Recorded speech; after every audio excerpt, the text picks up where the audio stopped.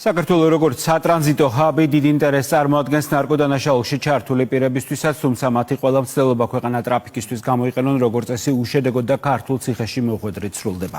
ასე მოხდა 20 წლის ენეს ალთუნის შემთხვევაშიც, რომელიც თურქეთიდან საქართველოში დიდი ოდენობით სხვადასხვა ტიპის ნარკოტიკების შემოტანას სხეულით ცდილობდა სარფის საბაჟოზე შემოსული თურქეთის მოქალაქემ მებაჟეებმა და პოლიციელებმა საეჭვოდ მიიჩნიეს დასათვალიერებელ ოთახში გადაიყვანეს, რის შემდეგაც ის გამოწყდა, რომ საქართველოში კოკაინი და პრეგაბალინი შემოქონდა.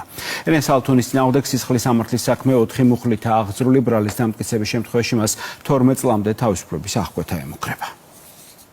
კოკაინი და პრეგაბალინი თურქეთის მოქალაქემ საქართველოს ტერიტორიაზე სარფის გამშვები პუნქტიდან შემოიტანა. ახალგაზრდა მამაკაცმა საზღვარი ფეხით გადმოკვეთა, ტერიტორიიდან გასვლა ვერ მოასწრო, მასთან სამართალდამცველები მივიდნენ და ხელბორკილები დაადეს.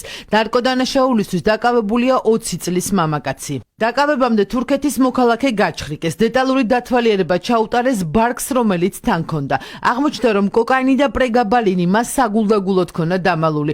კურიერის ინფორმაციით ნარკოტიკული და ფსიქოტროპული საშუალებები, რომლებიც მან საქართველოში შემოიტანა, პოლიეთილენის პარკებში იყო გახვეული და ტანსაცმლის ქვეშ ცხელზე ჰქონდა დამაგრებული. სარფის ტერიტორიაზე 20 წლის მამაკაცის დაკავების საქმეზე საგამოძიებო მოქმედებები რამდენიმე საათი გაგრძელდა. კოკაინის და პრეგაბალინის საქართველოში გავრცელების მცდელობის ფაქტი ცენტრალური კრიმინალური პოლიციის დეპარტამენტის თანამშრომლებმა მებაჟე ოფიცრებთან ერთად აღკვეთეს. მებაჟე ოფიცრებმა ცენტრალური კრიმინალური პოლიციის დეპარტამენტის თანამშრომლებთან ერთად ჩატარებული საბაჟო პროცედურების და ოპერატიული საქმიანობის ფარგლებში სარფის საბაჟო გამშვებ პუნქტზე განსაკუთრებით დიდი ოდენობით კოკაინისა და დიდი ოდენობით ფსიქოტროპული ნივთიერების შემოტანის ფაქტი აღკვეთეს.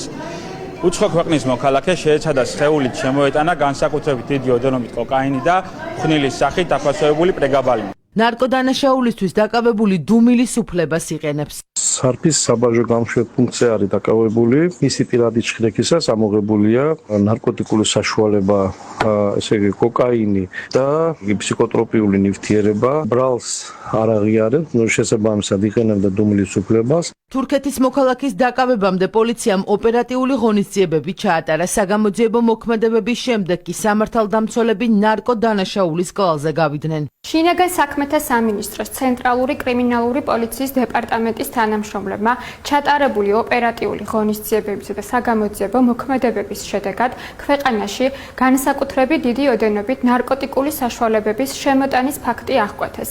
სამართალდამცველების მიერ სარფის საბაჟო გამშვები პუნქტის ტერიტორიაზე ნარკოდანაშაულის ბრალდებით დაკავებულია უცხო ქვეყნის მოქალაქე. თურქეთის მოქალაქეს ბრალი პროკურატურამ უკვე ოფიციალურად წარუდგინა. 20 წლის მამაკაცი ახლა წინასწარ ორ თვიან პატიმრობაშია.